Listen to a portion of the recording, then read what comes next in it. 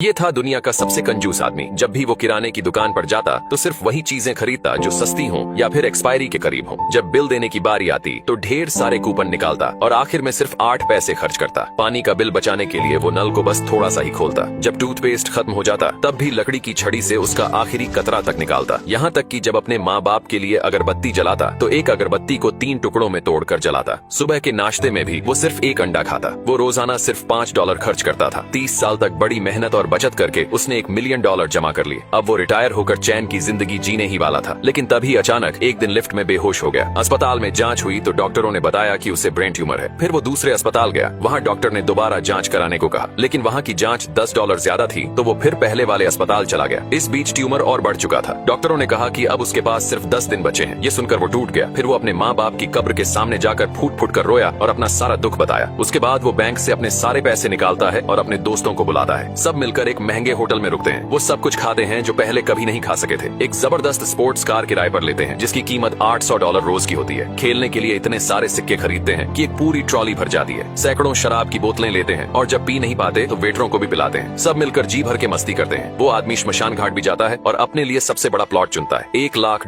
के नकली नोट खरीदता है जो मरने के बाद जलाए जाते हैं। वो मरने वालों वाला मेकअप भी करवाता है ताकि सब कुछ पहले से तय रहे। आखिरी दिन वो अपने घर लौटता है। वहाँ रखी हुई एक एक्सपायरी हो चुकी सॉसेज खाता है और थोड़ी ही देर में बेहोश हो जाता है। उसके दोस्त उसे फौरन अस्पताल ले जाते हैं। जब वो होश में आता है तो डॉक्टर बताते हैं कि उसकी रिपोर्ट गलत थी। उसे ब्रेन ट्यूमर था ही नहीं, असल में उसे फूड पॉइजनिंग हुई थी क्योंकि उसने सड़ी हुई चीज खा ली थी। ये सुनते ही वो जोर जोर से रोने लगता है क्योंकि उसने अपनी पूरी जिंदगी की कमाई कुछ ही दिनों में उड़ा दी थी।